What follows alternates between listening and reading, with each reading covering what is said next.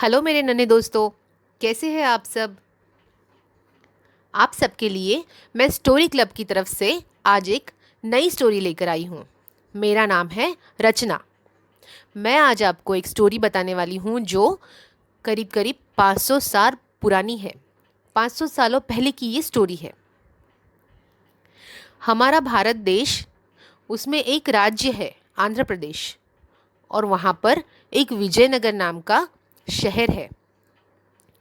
उस शहर में राजा कृष्णदेव राय नाम के राजा राज्य करते थे। उनका शासन था वहाँ पर। उनके दरबार में एक बहुत ही विद्वान पंडित थे। उनका नाम था तेनालीरामन। तेनालीरामन बहुत ही होशियार और अक्लमंद थे। उनकी विद्वत्ता के काफ़ी चर्चे थे। वो दुबले पतले से थे और हमेशा एक धोती पहनते थे, और धोती के ऊपर वो हमेशा अपने बदन को ढकने के लिए पंचा रखते थे। और उन और उनके सर पर बाल नहीं थे, वो गंजे थे। लेकिन बालों के नाम पर उनके सर पर एक चोटी थी, और उस चोटी को वो हमेशा गाढ़ बांध कर रखते थे। उनकी आंखों में आत्मविश्वास पूर्ण चमक थी, और वो बहुत हंसमुख थे। ऐसे थे हमारे तेनालीरामन। तेनालीरामन एक बार जंगल के रास्ते से जा रहे थे। चलते चलते उन्हें एक व्यापारी मिलता है। व्यापारी तेनालीरामन को देखकर पूछता है कि महाशय, आपने मेरा ऊँट यहाँ आसपास देखा है? तो तेनालीरामन जी उनको प्रति प्रश्न करते हैं। सामने फिर से एक प्रश्न करते हैं कि क्या आपके ऊँट के एक पैर में कुछ चोट लगी है?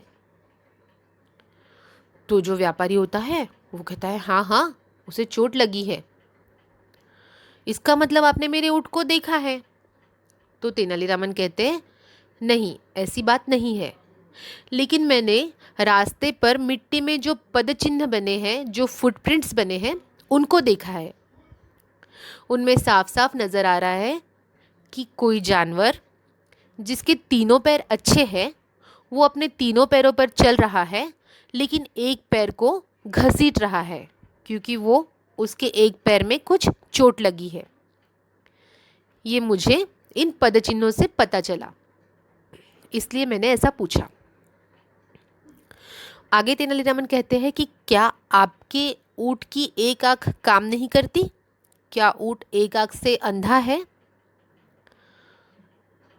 तो इस पर व्यापारी कहते हैं कि जी हाँ, मतलब आपने मेरे ऊँट को देखा है?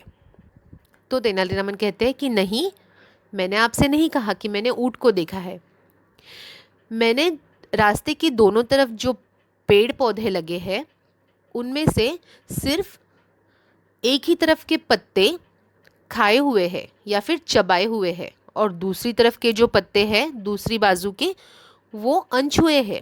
इसका मतलब उस जानवर को सिर्फ एक ही तरफ दिखाई दे रहा था, और उसने एक ही तरफ से चारा खाया है या फिर पत्ते खाए हैं।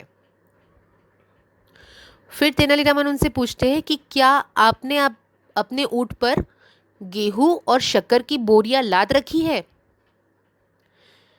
इस पर तो व्यापारी एकदम आश्चर्यचकित हो जाते हैं और कहते हैं कि ज़रूर आपने मेरे ऊँट को देखा है।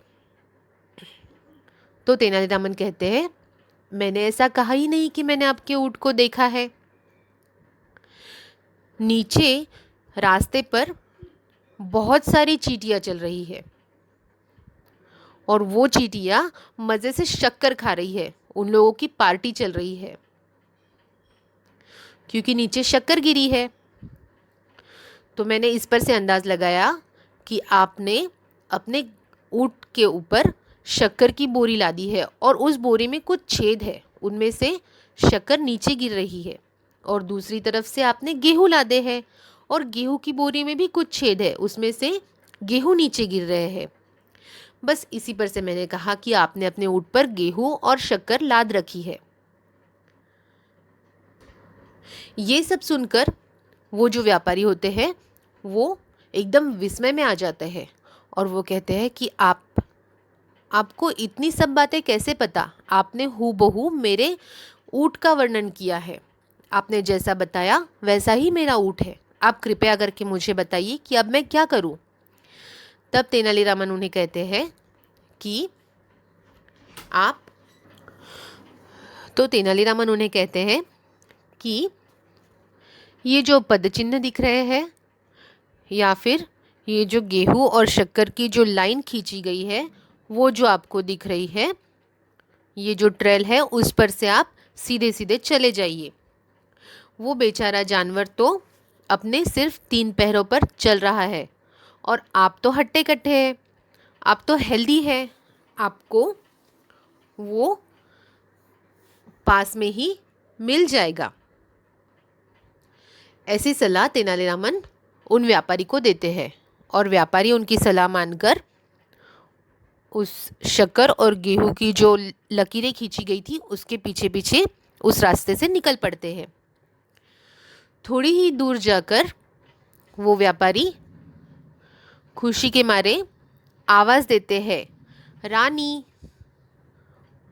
और रानी उनके ऊँट का नाम था। उन्हें उनका ऊँट दिख जाता है।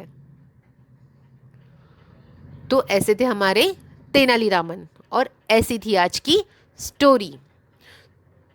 तो आपको ये स्टोरी कैसी लगी हमें ज़रूर बताइए। और आज की स्टोरी का मॉरल, आज की स्टोरी से हमें ये सीख मिलती है कि हमारा ऑब्जर्वेशन हमेशा, हमारे ऑब्जर्वेशन से हम हमेशा अपनी खुद की और अपने जो लोग हैं उन्हें मुसीबत से निकालने में हम मदद कर सकते हैं। इस कहानी से हमें ये सीख मिलती है। थैंक यू प्यारे बच्चों।